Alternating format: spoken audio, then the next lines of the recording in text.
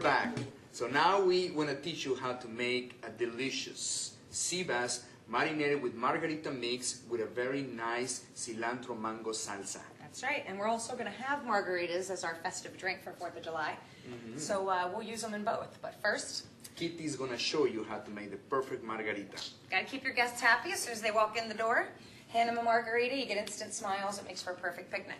So, And remember, the beautiful thing about margaritas is if you drink enough, you will never remember what happened. So what happens in Margaritaville, it stays in Margaritaville, right? perfect.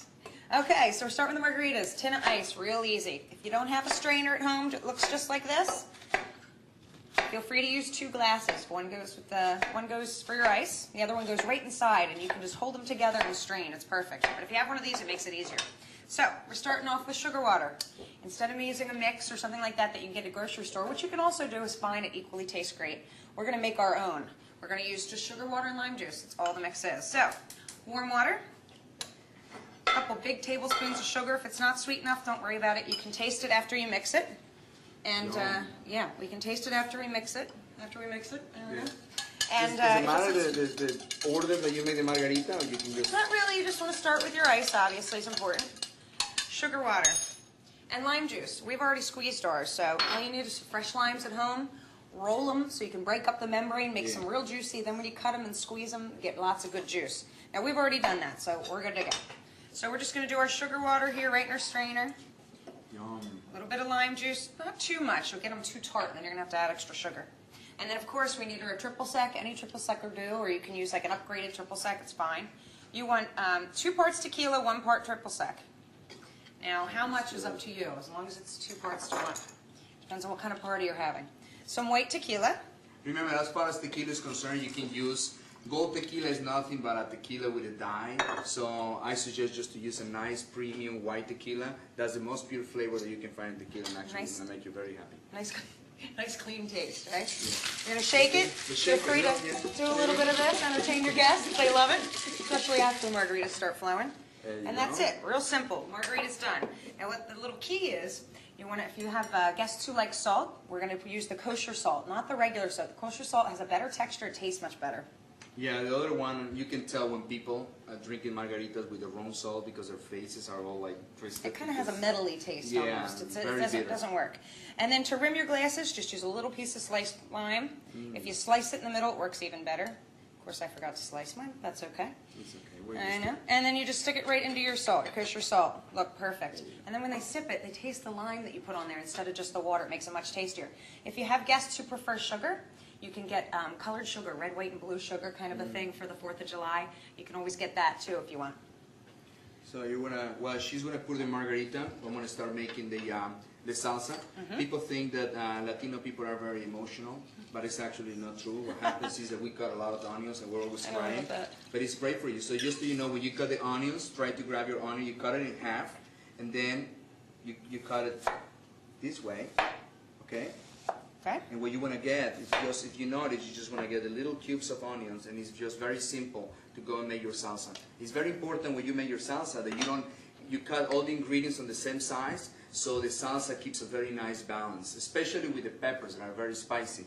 If you have like a big chunk of pepper, yeah, it's spicy. Spicy. If you got like a big chunk of pepper, you want to notice that, you know, people want to take a bite of it and it's just going to be overpowering. So just make sure that you understand that the secret of a nice salsa is to make sure all the ingredients are cut the same size. Good texture. Gives good texture. We're heating our pan here, and while Kitty finished with the margarita, let me have the rest of the mix so we can throw our fish in a bowl. Yes. Okay. So the rest of your margarita mix doesn't go to waste. If somebody doesn't drink it, you throw it on your sea bass. And also, just so you know, a little hint, you can utilize the same kosher salt we like to utilize on the fish for a little bit of the marination. It smells good too. It smells nice and citrusy. Yeah.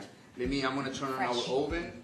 We're going to turn on our oven probably for about 12 minutes to about 450 degrees temperature. Great. But I like to sear my fish always on a pan, like pan sear, to make sure that we seal the top of the fish and all the juices remain inside the fish. Okay. So. And what do we do? Any olive oil in there? Just salt and pepper? We're just going to put a little bit of olive oil. Okay. Okay. Nice. Delicious. I think I hear the fish screaming. Yeah. Can you tell? Yeah, they're not real happy about that pan. Oh, don't worry. They're going to love it. Once they're there, you know how it is. Once you feel the heat, it's not going to matter. That's right. Oh, yeah, baby. So I'm going to cut up our mango, just because we talked about the texture. Each piece should be, woo, hello.